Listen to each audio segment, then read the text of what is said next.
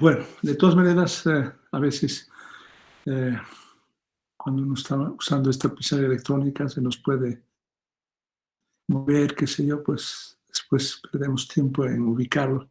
De todas maneras, entonces esta fuerza, como en el caso anterior, podemos expresarla como la masa por la aceleración, ¿no? Porque la aceleración es la derivada de la velocidad respecto al tiempo, ¿no? Si derivamos esto, va a ser pues x, 2 puntos en el eje y más y 2 puntos en el eje j, ¿no? Sus vectores unitarios. O mejor dicho, no, estoy haciendo mal, ¿no? Vamos a borrar esto.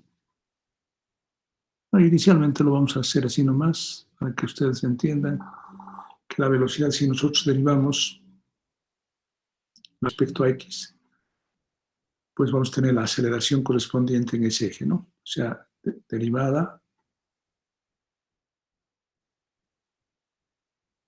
de x o de b, derivada de la velocidad,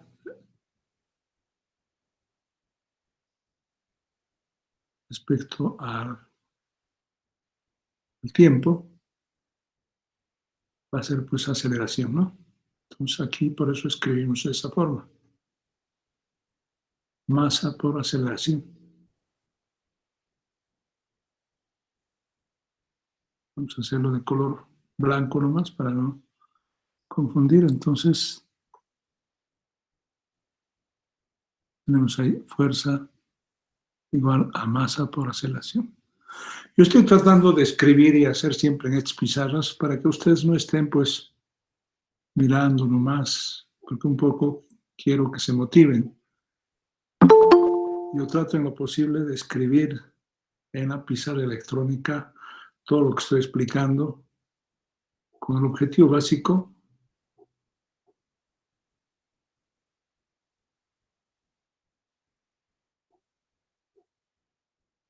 no sé qué ha pasado.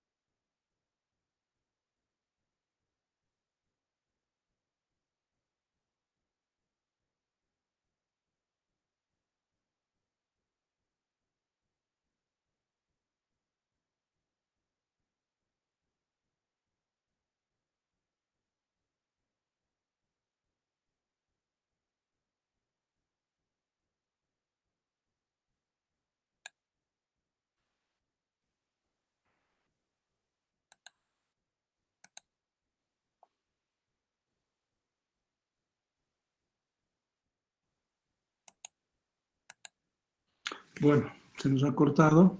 A veces siempre puede suceder estos impases. Bueno, entonces estuvimos explicando en la parte correspondiente a la pizarra, donde explicamos esto de las fuerzas para que ustedes un poco se motiven. Entonces, la derivada de la velocidad respecto al tiempo podemos obtener de esa forma. Por supuesto, las componentes de las fuerzas en cada uno de los ejes también podemos determinarlas.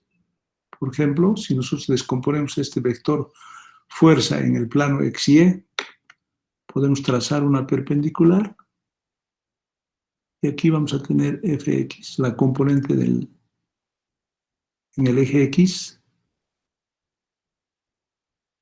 ¿no? Esto es fx. Y la componente en el otro eje también de la misma forma, ¿no? Trazamos nuevamente esta línea, lo prolongamos,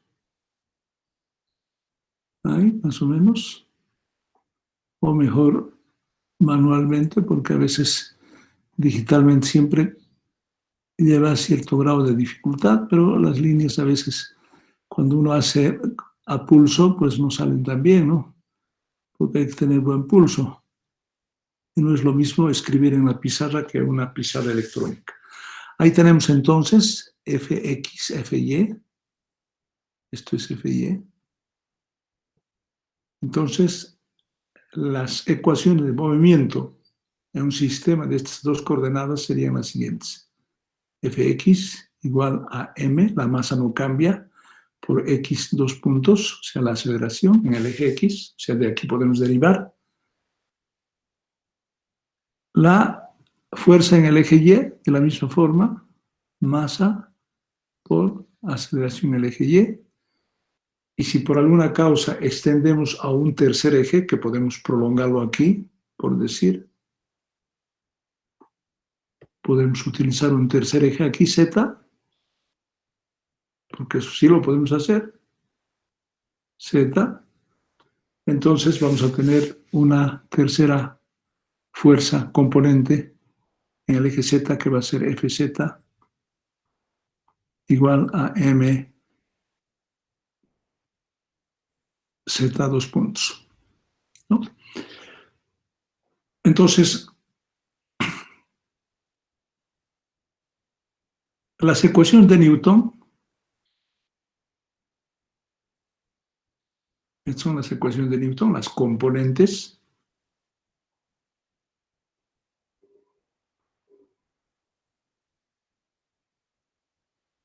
¿no? Las componentes, las ecuaciones, siempre se debe escribir así para resolver problemas en dinámica, en un sistema de coordenadas, porque aquí las coordenadas son x, y z. O sea, este punto, sus coordenadas, si nosotros trazamos,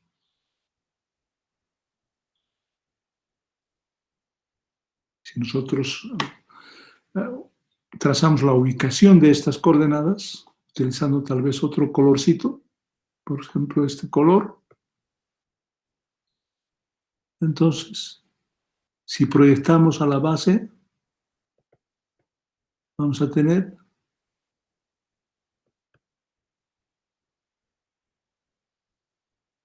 más o menos así.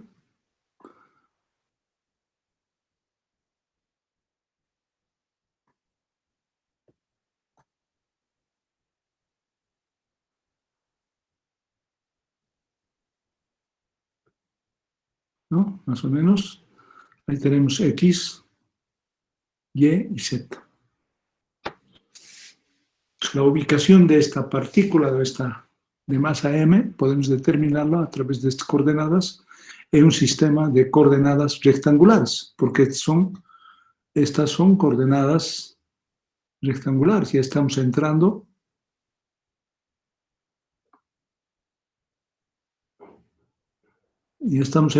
en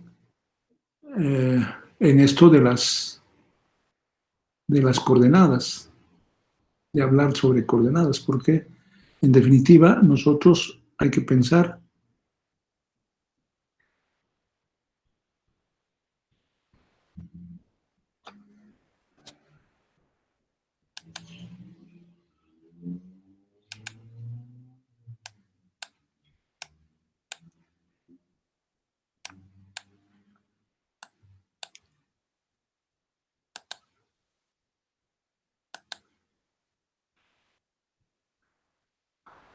ya. Entonces aquí podemos escribir coordenadas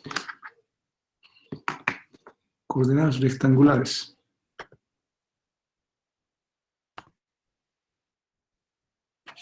Vamos a cambiar de color porque no se ve bien.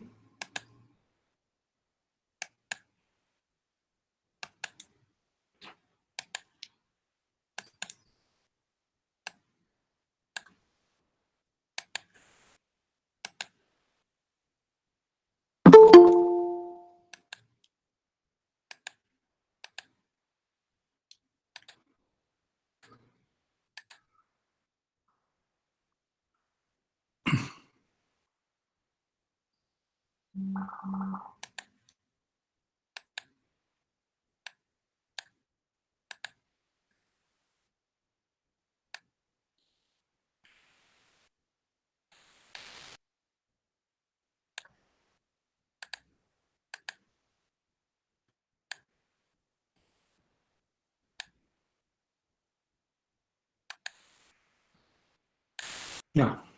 De todas maneras, a veces podemos un poco chamusquearnos y siempre la pizarra electrónica tiene ciertos grados de dificultad y para evitar eso pues voy a escribir a mano, porque yo puedo escribir también a mano aquí con mi lapicero electrónico y naturalmente que para evitarnos estas dificultades de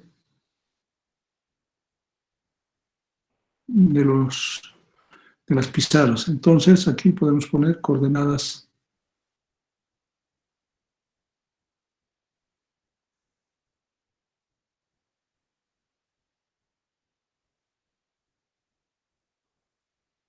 rectangulares.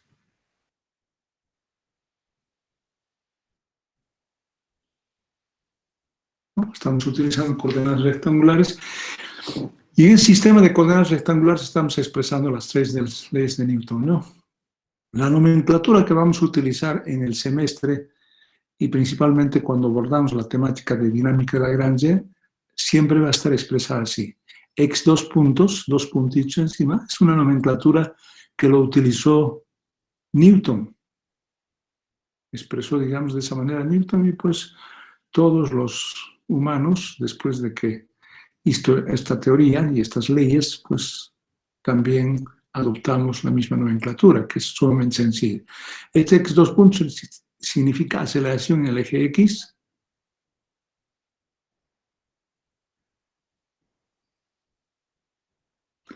Y dos puntos, aceleración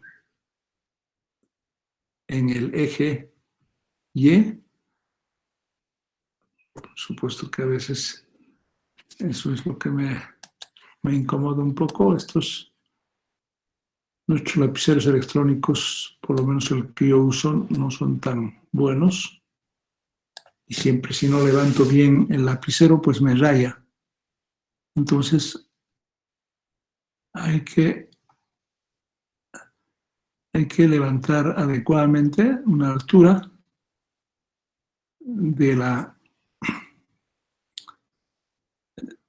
del dispositivo esto que tengo para poder escribir.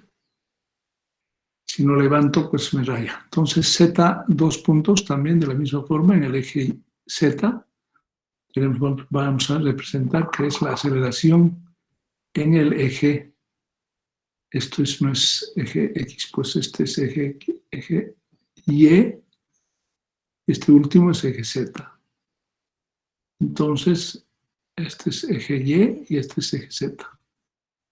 ¿No? En cada uno de los ejes está representadas estas aceleraciones. X, Y. Entonces, de lo que quiero decirles, de que para la validez de estas ecuaciones, vamos a retornar, para que esta ecuación sea válida, pues tiene que cumplirse ciertas condiciones. Una de las condiciones es la condición A. Esta condición A nos dice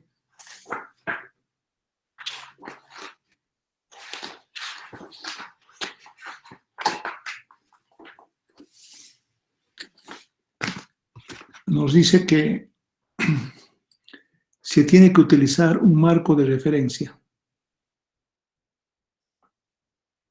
Tenemos que utilizar un marco de referencia.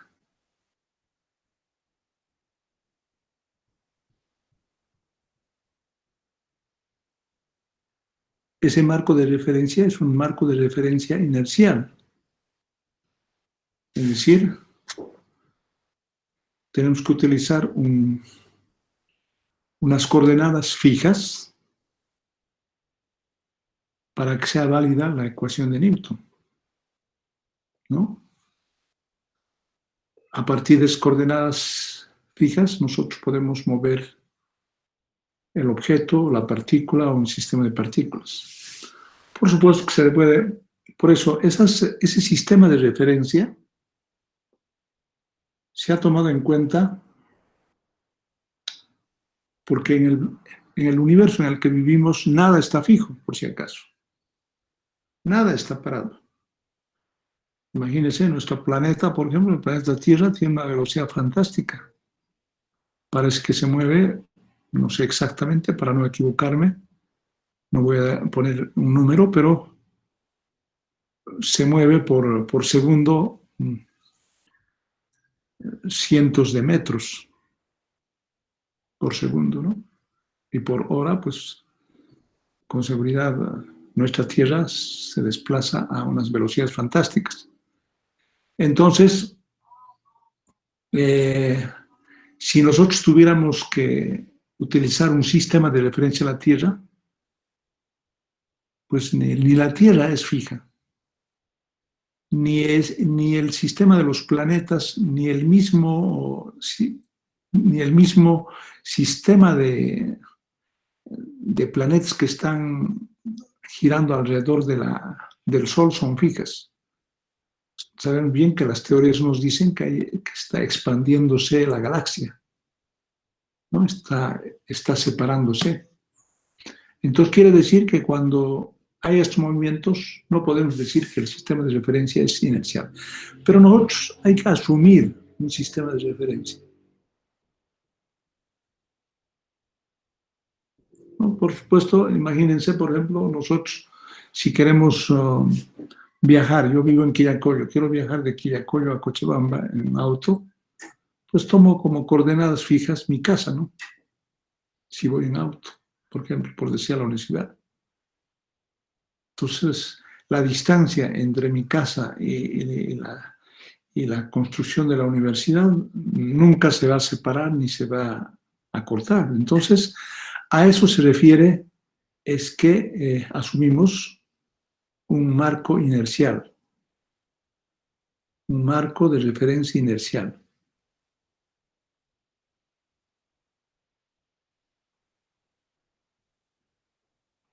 ¿no? Y por supuesto que en el universo pues toman como marco de referencia inercial las estrellas fijas, las coordenadas de posición de las estrellas fijas, ¿no? Estrellas fijas. Supuestamente, porque incluso esas estrellas se mueven, ¿no? Pero con respecto a nuestro planeta, pues casi no se mueven, estrellas fijas. Eso hemos aprendido hasta en la escuela primaria. Yo recuerdo que cuando estuve estudiando los primeros cursos, el básico, siempre nos enseñaban las estrellas que le llaman las estrellas de la Cruz del Sur. Son unas estrellas que están al sur de nuestra referencia, de la posición que nos ubicamos, al sur. Si tomamos como posición de referencia el norte, el sur, el este y el oeste, porque podemos hacer eso, ese análisis. Entonces están en el sur de estas estrellas que forman una especie de cruz, pues las estrellas de cruz le llaman. Yo quiero decirles que estas estrellas han sido como base de referencia para que Cristóbal Colón también venga a América. Porque imagínense en alta mar, ¿cómo podrían ubicarse los barcos, por lo menos en esa época? Hoy en día tenemos pues sistemas modernos de ubicación como GPS, pero eso es hace unos 15 años, 20 años máximo, los GPS. Entonces, antes no había eso, entonces era difícil ubicarse una persona si se encontraba, digamos, en medio de la nada, ubicar su posición era sumamente complicado. De ahí que en muchas ocasiones turistas que iban al Salar de Uyuni se aventuraban a entrar en el mismo salar y después no podían salir, porque no sabían cuál era el norte, cuál era el sur, cuál era el este, el oeste. Podían caminar horas y horas y no sabían a dónde estaban yendo. Entonces, de ahí que yo quiero decirles, ¿no? Esta condición sine qua non es que hay que utilizar un marco de referencia inestral. Y en el caso del movimiento en el mar, pues se utilizaban supuestamente las estrellas fijas, ¿no? Las estrellas fijas. Ese era como un marco de referencia inercial. Por supuesto que también se puede utilizar marco de referencia móvil, eso no es ningún problema, la combinación de las dos. Por eso, a estas coordenadas del marco de referencia inercial se llaman coordenadas inerciales.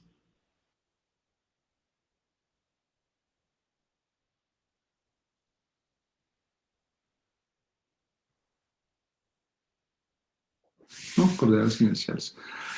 O sea, yo quiero decirles que ningún marco, si un objeto rota, no puede tener un marco de referencia inercial, sino un marco de referencia móvil. Todo lo que es un marco de referencia. Entonces, tenemos dos tipos de coordenadas inerciales y no inerciales.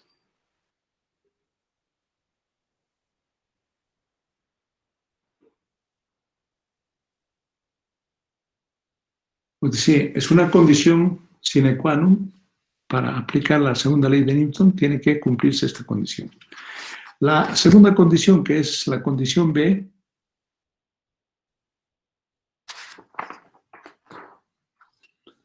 es cuando M es variable, cuando la masa es variable.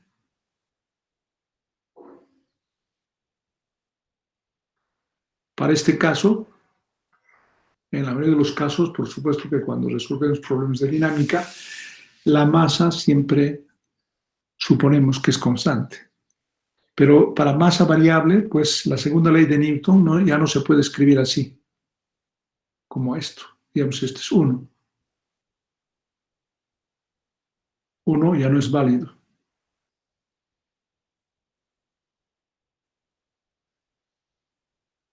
Para esta condición esta ecuación ya no es válida.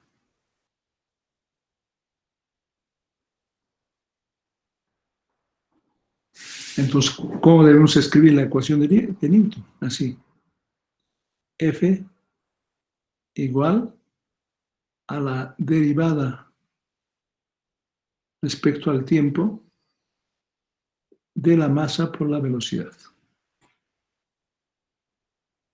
Por ejemplo, las fuerzas que actúan en un avión se determinan con esto.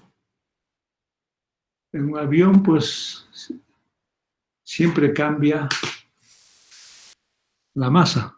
¿Y por qué cambia la masa? Porque el combustible se va gastando. Y por eso un avión, por ejemplo, que viaja, por decir, de Bolivia a Miami, debe cargar pues miles de litros, ¿no? Y a medida que va viajando, pues va disminuyendo. Y la fuerza necesaria para impulsar es menos, ¿no? Entonces, otra de las condiciones importantes es que si la masa es variable, nosotros tenemos que determinar las fuerzas en función de esta ecuación, la derivada respecto al tiempo de la masa por la velocidad. La condición C, para la validez de las leyes de Newton, ¿no? Entonces, las masas que se mueven deben ser grandes.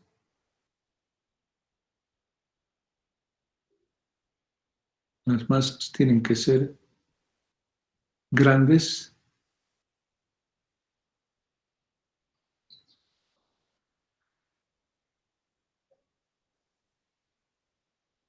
comparando con los átomos, por ejemplo. comparando con las partículas atómicas,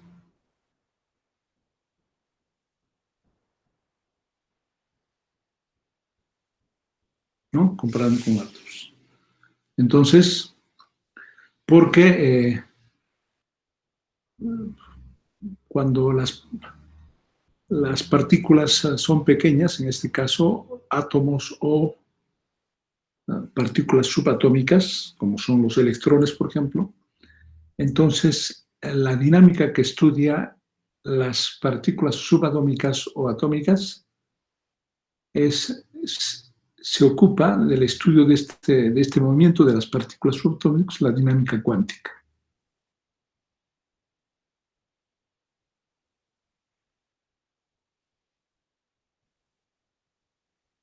¿No? Entonces, si es para los átomos, entonces se utiliza la dinámica cuántica, que en el caso nuestro no vamos a llevar, no estamos llevando dinámica cuántica, sino que las masas tienen que ser visibles a nuestros sentidos, ¿no? Es la tercera condición. La condición D es que la velocidad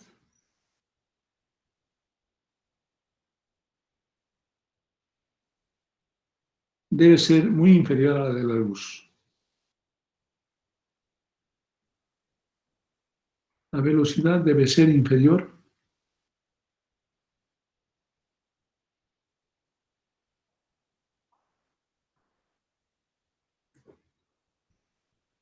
a la velocidad de la luz.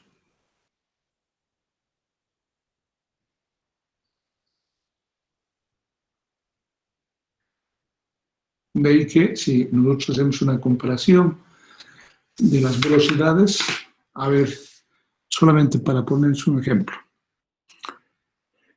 El máximo de velocidad que se utiliza en los aviones comerciales que actualmente están volando en todo el mundo, la Boeing o la Airbus, por ejemplo, son aviones comerciales, su velocidad máxima no supera de los 1.200 kilómetros hora, ¿no?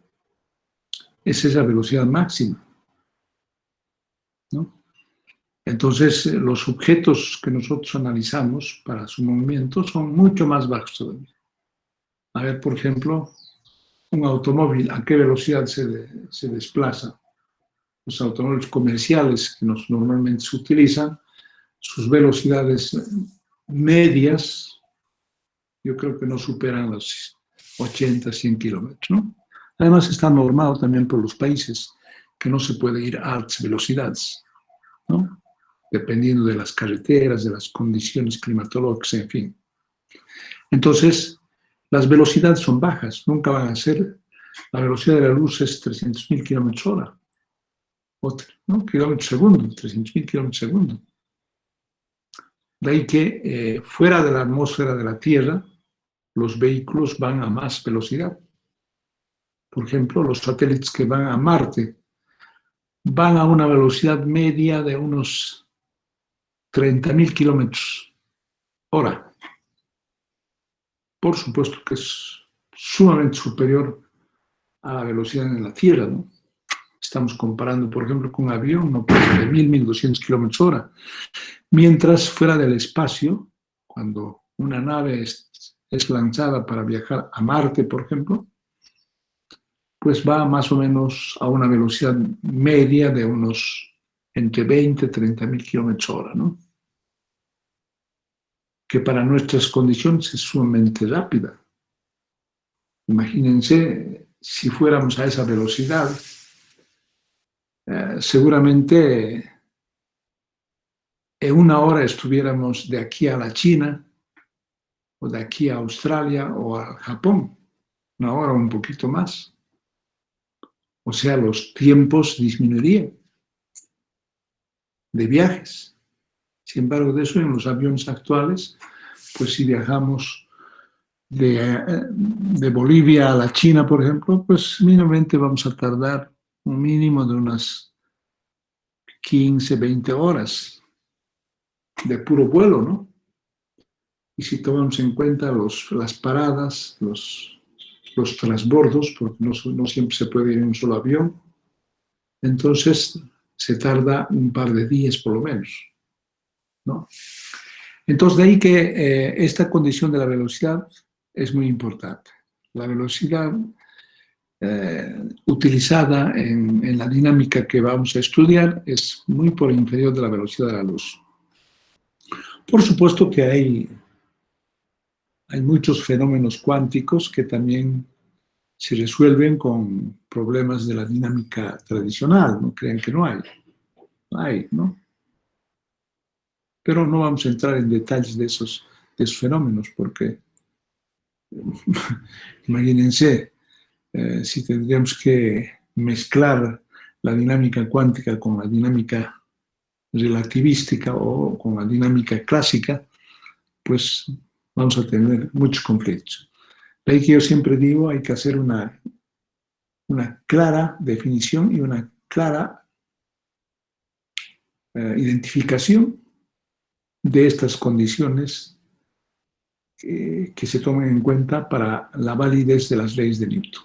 Y principalmente la segunda ley, la segunda ecuación de Newton, ¿no? La segunda ley que estamos expresando con este numeral 1. La masa por la aceleración, ¿no? Entonces, la última condición sería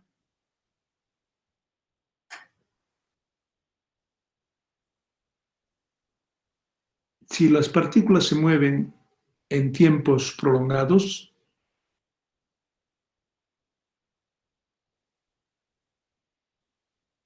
es decir, de que si las partículas son muy grandes, los cuerpos grandes o gigantescos, por decir,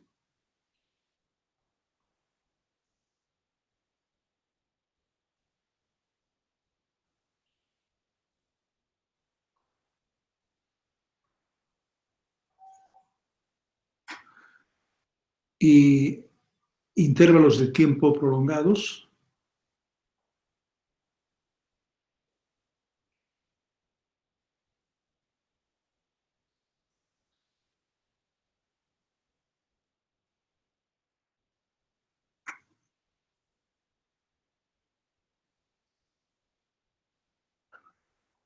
¿eh? Intervalos de tiempo prolongados. Entonces,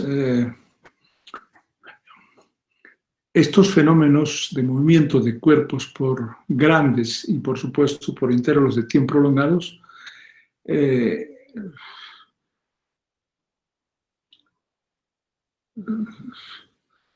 esta condición E, para cuerpos grandes e intervalos de tiempo prolongados, se ocupa la dinámica relativística.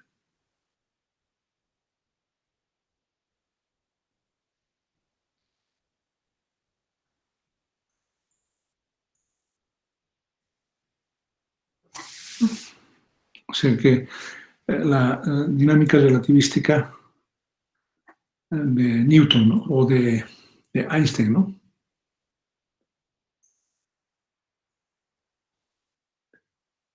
De Einstein, de Albert Einstein. Una última condición sería E. No, está bien, esa es la última condición. Entonces, generalmente para nuestras necesidades solamente tomamos en cuenta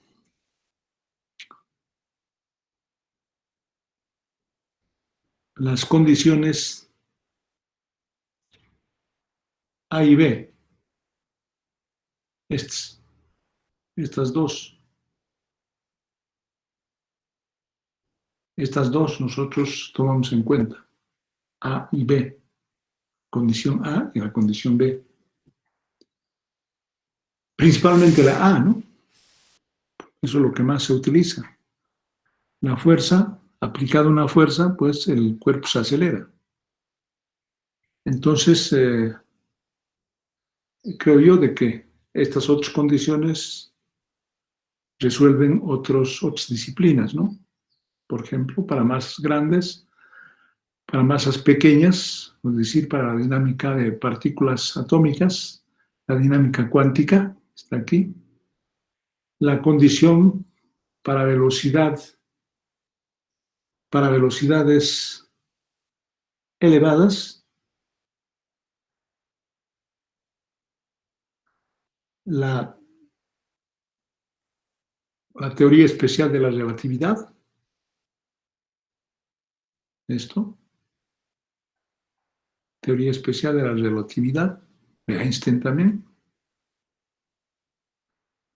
y para la condición E, por supuesto, también la teoría relativística, muy utilizada, digamos, para calcular estos fenómenos. Bueno, entonces, yo quiero decirles para sintetizar, lo que vamos a utilizar en nuestros estudios de la dinámica analítica de Lagrange son principalmente la condición A, esta primera, esta toda, ¿no? Incluso, pues, puede ser hasta esta, ¿no? Por eso estoy haciendo referencia a estas dos.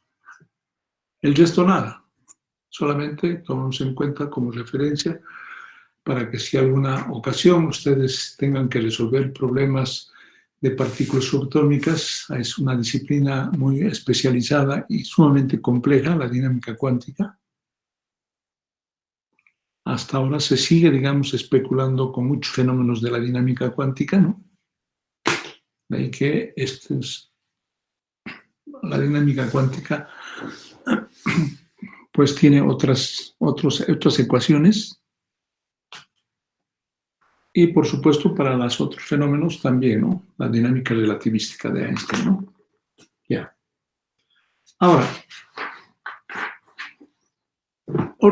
una de las preguntas que les hice en el diagnóstico de ayer es que les dije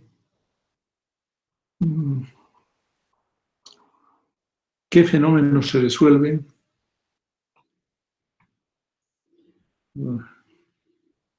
qué problemas se resuelven en dinámica, ¿no? Siempre la pregunta que uno tiene que hacerse.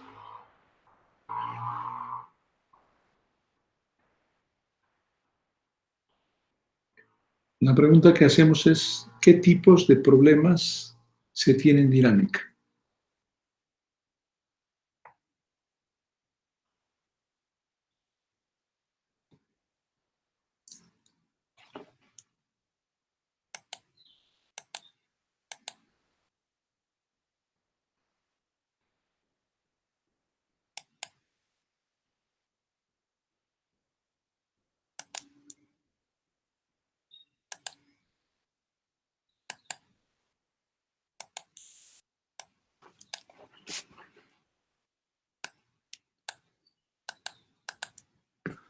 ¿Qué tipos de problemas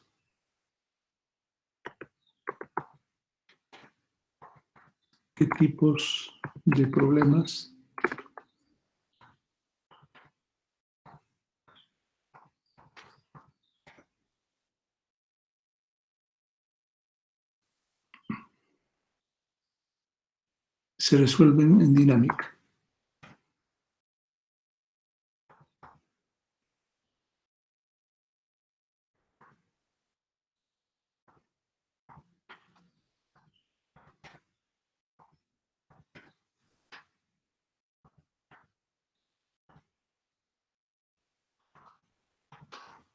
¿No? ¿Qué tipos de problemas se resuelven en dinámica?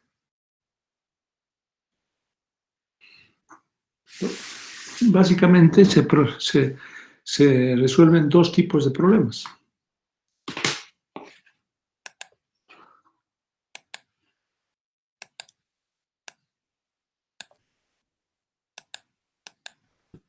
Dos tipos de problemas.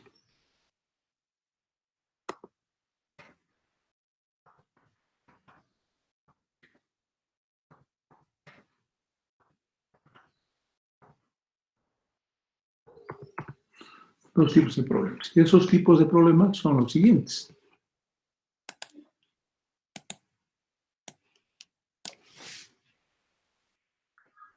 O sea, en la segunda ecuación de Newton, si escribimos la ecuación de los vientos,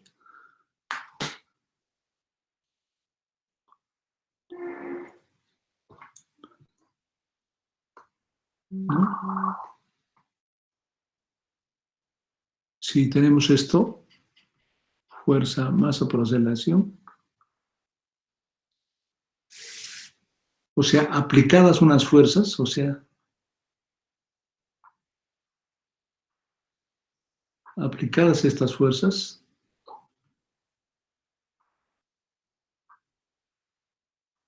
hay que determinar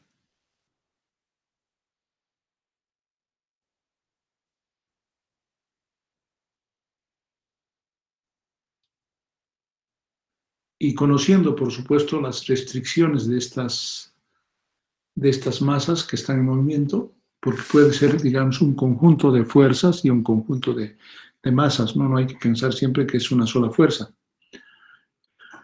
Entonces, aplicado unas fuerzas a estos cuerpos o a estas partículas, pues hay que determinar la posición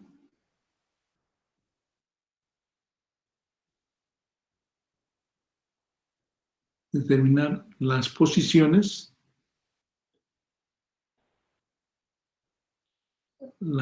hay que determinar la posición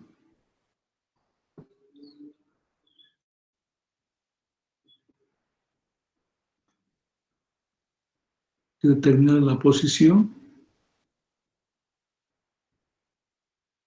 la velocidad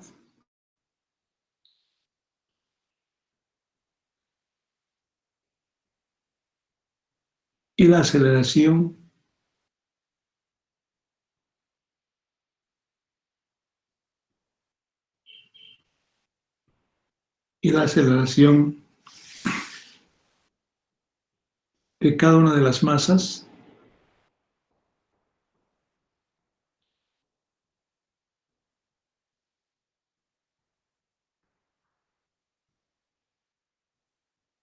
en función del tiempo,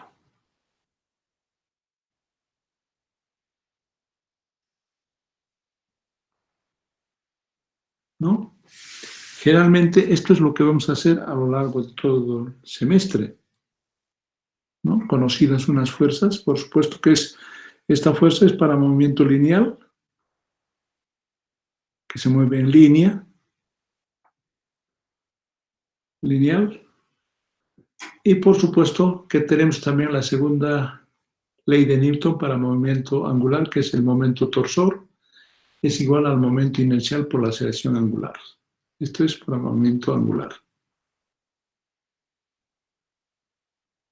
O sea, en estos dos casos, lo que se conocen es conociendo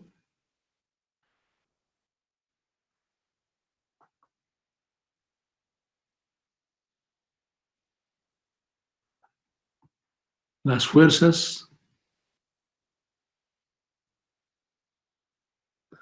lineales y angulares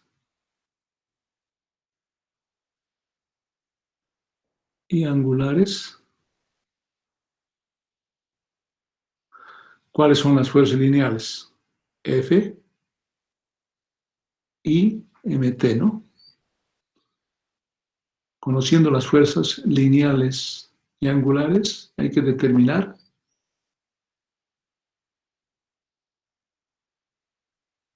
las posiciones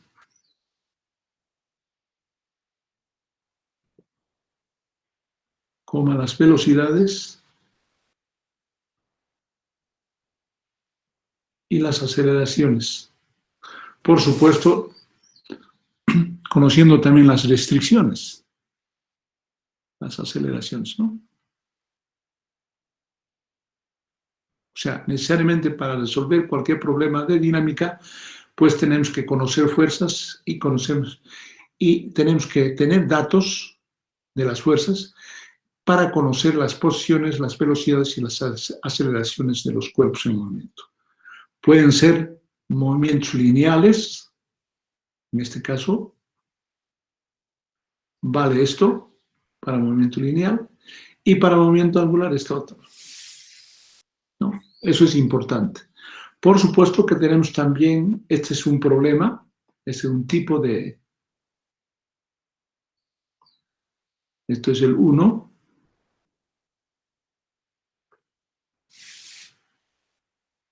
por supuesto que podemos también tener otros problemas,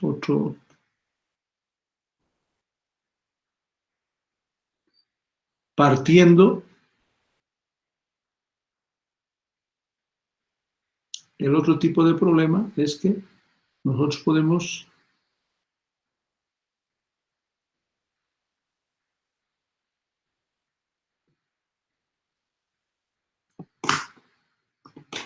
partiendo de unos movimientos dados,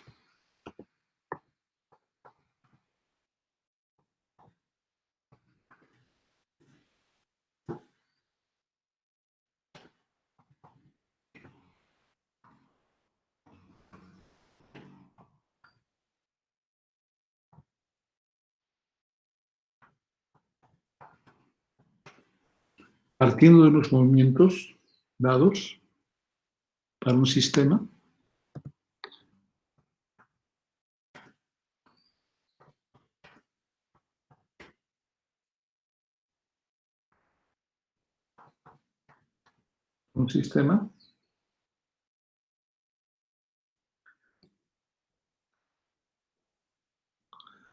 es posible determinar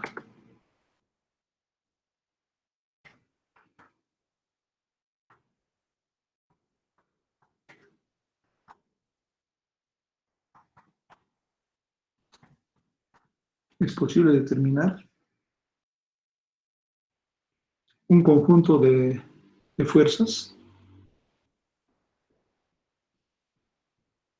un conjunto de fuerzas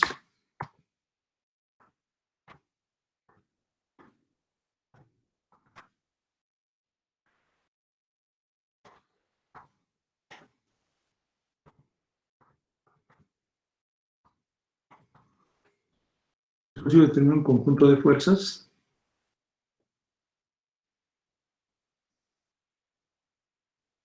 que produzcan tales movimientos.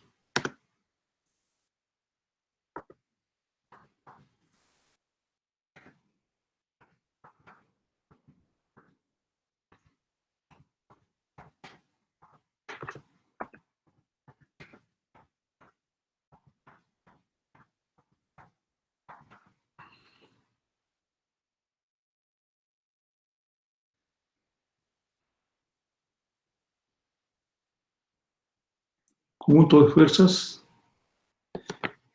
que producirían tales, que produzcan tales movimientos, ¿no?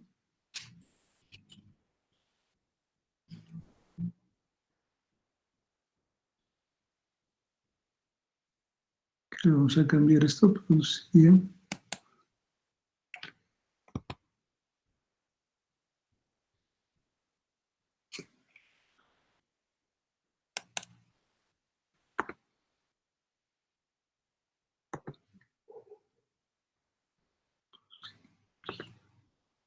¿No? Un conjunto de fuerzas que producían tales movimientos. Es decir, la inversa. Es decir, en este caso, si escribimos la segunda ley de Newton, la fuerza igual masa por aceleración y el torque igual a momento inercial por aceleración, se tiene que conocer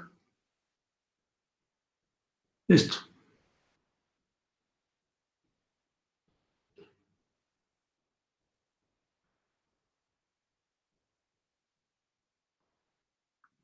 ¿No? Este lado derecho se conoce. Y nuestra tarea es determinar el lado izquierdo,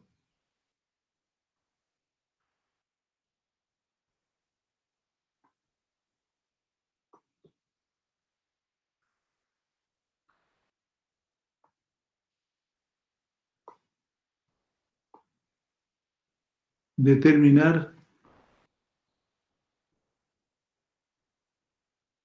las fuerzas,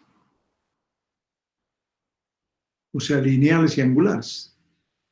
Es decir, por ejemplo, este sistema de problemas se resuelven en el campo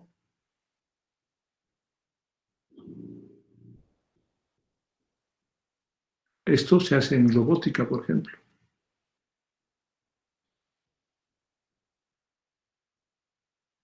¿no? A los robots se le dan movimientos, desplazamientos, velocidades y se tiene que determinar las fuerzas, ya sea, digamos, en las articulaciones, en cada una de las articulaciones del robot, y del conjunto de estos movimientos, pues, se determina la velocidad total, ¿no? Entonces, esto es muy importante al hablar de los tipos de problemas. Pero generalmente nosotros resolvemos los problemas de la dinámica de esta forma. Primer caso, conocidas las fuerzas, determinar los movimientos, o sea, los desplazamientos, las velocidades y las aceleraciones, ¿no?, de los objetos. Y la pregunta que siempre uno tiene que hacerse es eso: ¿y para qué nos determinamos estos movimientos? Determinamos, pues, para definir algunos parámetros de la máquina, ¿no? Por ejemplo, un automóvil, conocidas sus fuerzas, o sea, las fuerzas que actúan para el movimiento, porque esas fuerzas nosotros podemos suministrarlo a través del movimiento alternativo de los pistones en el cilindro. Eso se transforma en movimiento angular y ese movimiento angular se transmite a las ruedas. Y ese movimiento rotacional que hacen las ruedas provoca la traslación del vehículo, ¿no? Entonces, en este caso, por ejemplo, conocidas las fuerzas de un automóvil, nosotros podemos determinar los parámetros de velocidad, desplazamiento, aceleración. Entonces, en algunos casos, algunas máquinas, cuando se diseñan, se predetermina algunas condiciones. Por ejemplo, se puede decir que para que se mueva este vehículo, quiero que tenga velocidad constante, o esta máquina. Por ejemplo, eso hacemos en máquinas de transporte, que es lo que yo también enseño. En máquinas de transporte, por ejemplo, se predetermina de manera antelada las velocidades de los transportadores. Se elige una velocidad definida, que es una velocidad constante. Esa velocidad constante no se cambia, ¿no? Entonces, para eso, por ejemplo, es mucho más fácil todavía. Básicamente, las fuerzas inerciales no aparecen, desaparecen, y solamente se toman en cuenta las fuerzas actuantes, es decir, estas fuerzas que nosotros estamos viendo aquí. La fuerza F y el momento torsor. Esas fuerzas son las que nosotros determinamos. ¿Y cómo determinamos? Haciendo uso del principio de D'Alembert, que son estas mismas ecuaciones, solamente modificadas. La segunda ley de Newton, D'Alembert lo ha modificado de manera muy interesante, llevando la fuerza inercial, la fuerza creada por las fuerzas impulsoras o las fuerzas actuantes, estas son las fuerzas inerciales, en ambos casos, tanto para movimiento lineal como para movimiento angular. Entonces, lo que ha hecho D'Alembert, esta fuerza inercial, lo ha llevado al primer miembro y ha utilizado trabajo virtual para que no digan que es estática, ¿no? Entonces, lo que ha hecho es lo siguiente. Voy a escribir en otra página para no ensuciar esta pizarra, porque después siempre se ve feo. Podemos hacer otra pisada y después borramos nomás eso, ¿no? Aquí, por ejemplo, la fuerza F resta la masa por aceleración igual a 0. Y para que esto no sea estática, pues lo que hace es multiplicar por un diferencial virtual ese, digamos, desplazamiento. Si eso hacemos en ambos miembros, pues no modifica. Es decir, la fuerza inercial se opone al movimiento de la fuerza actuante y esto está en equilibrio. Si esto es igual a esto, va a ser 0. Por eso que en las máquinas la fuerza, esta fuerza F, tratamos que sea mayor que las fuerzas en general, para que puedan, porque estas fuerzas son sumatoria de fuerzas, y esa sumatoria de fuerzas se puede todavía desglosar como la fuerza de accionamiento menos las fuerzas resistentes, ¿no? Menos la masa por aceleración por el diferencial de S, ¿no? Por supuesto, no vamos a...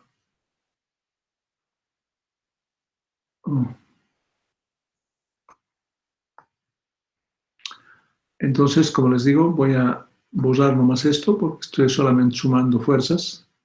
Entonces sería así.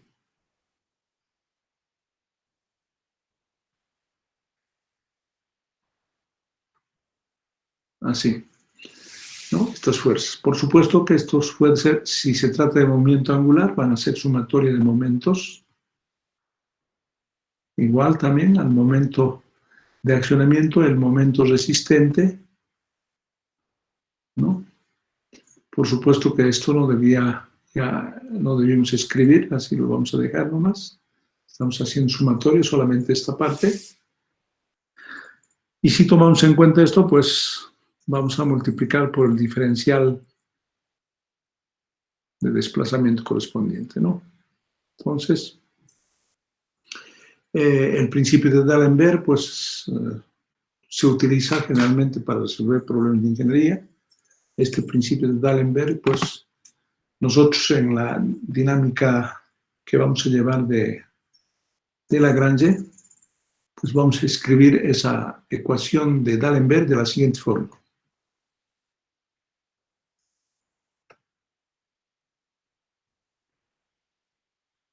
¿Ya? Esta ecuación es principio de D'Alembert.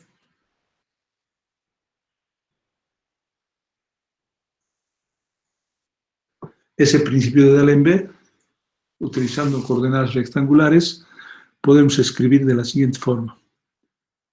Fx por diferencial de x más Fy por diferencial de y, virtual, por cierto, por eso es que utilizamos la d minúscula del abecedario griego, más Fz diferencial de z. Esto es igual a la masa por aceleración por diferencial de x. Por supuesto, la masa es para todos los ejes, más y dos puntos diferencial de y, más z dos puntos diferencial de z. Esta es la famosa ecuación de D'Alembert.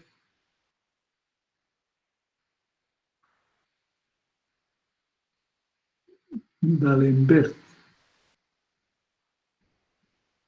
¿no? Esta es la ecuación de D'Alembert. Y que naturalmente, pues, se utiliza aprovechando esta ecuación para resolver problemas de ingeniería. Normalmente yo utilizo, por ejemplo, para resolver problemas de transportadores.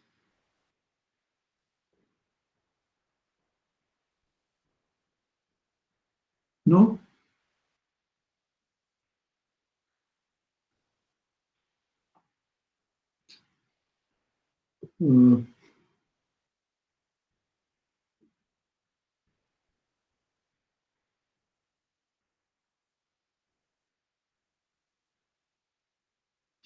Ya. Entonces, lo que quiero decirles, entonces, que nosotros, pues, un poco, digamos, para extender todos estos conceptos. Hemos estado hablando de la segunda de las leyes de Newton, pues extendemos esas leyes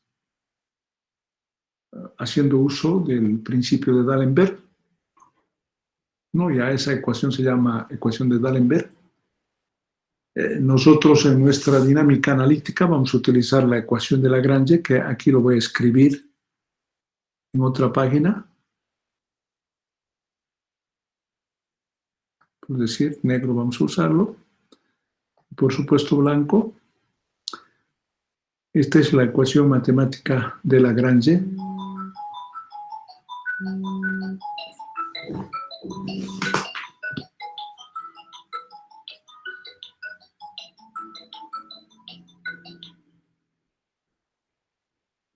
Estoy en clases, en unos 10 minutos llámame.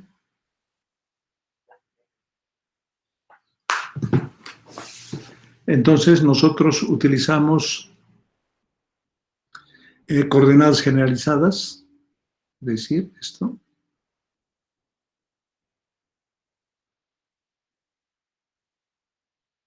Este puntito es velocidad, igual a la fuerza generalizada correspondiente. Esta es la segunda ley de Newton.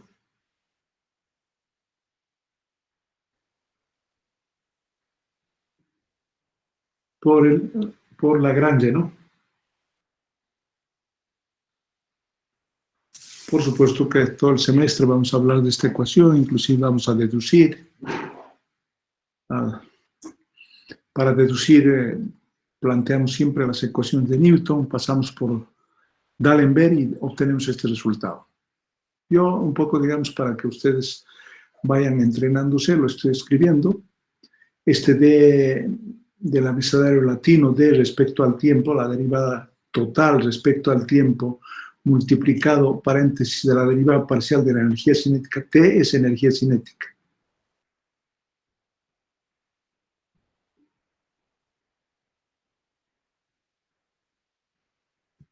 ¿No? QR punto es coordenada generalizada velocidad.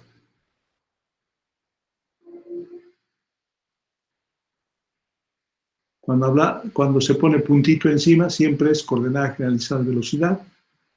QR es coordenada posición.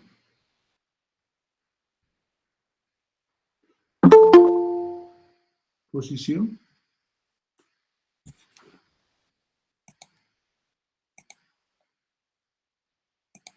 ¿No? La derivada respecto al tiempo es derivada total.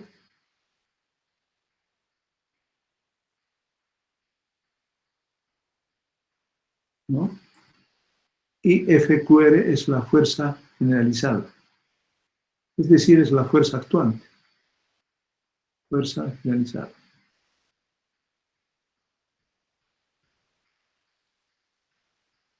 ¿Ya? Entonces, un poco, digamos, para que vayan entrenándose. Entonces, quedamos aquí. O sea, se nos ha ido el tiempo, estamos siendo un poquito lento, con el objetivo básico de que se motiven. La idea es involucrarse en la materia. No solamente escuchar lo que hablo, sino que utilizar todo el material biográfico, dar lectura, todos los temas que desarrollo vayan leyendo, porque la única forma de aprender, o sea, en estas clases virtuales, es que ustedes hagan el esfuerzo de integrarse en el aprendizaje. Listo, entonces. Me despido de ustedes, no sin antes agradecerles por su participación, tratando siempre de que ustedes pues son los actores principales del proceso de aprendizaje y que pues vean que estas cosas que estamos hablando no son difíciles y que es posible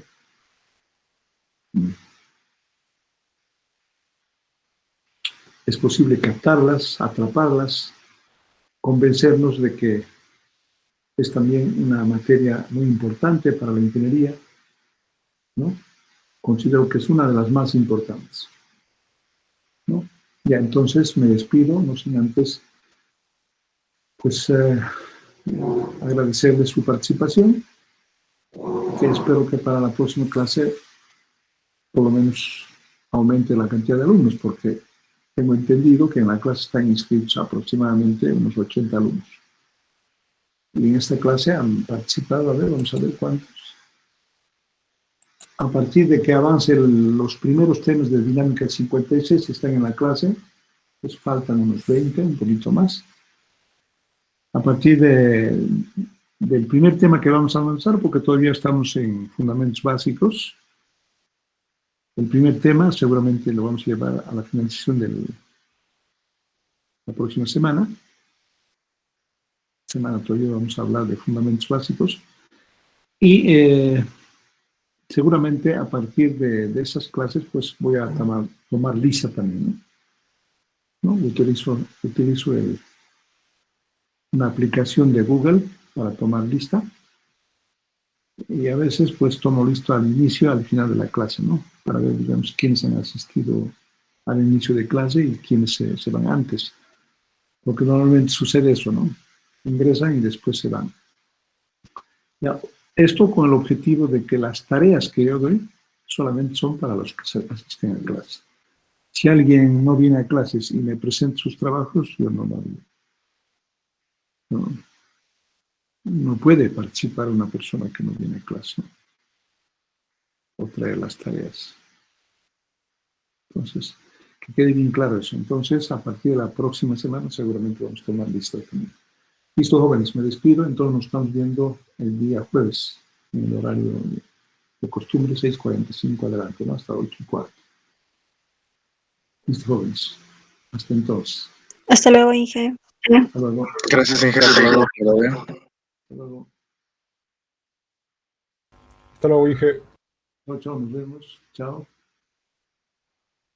Pues chao a todos. Hasta luego, Inge. Chao, chao.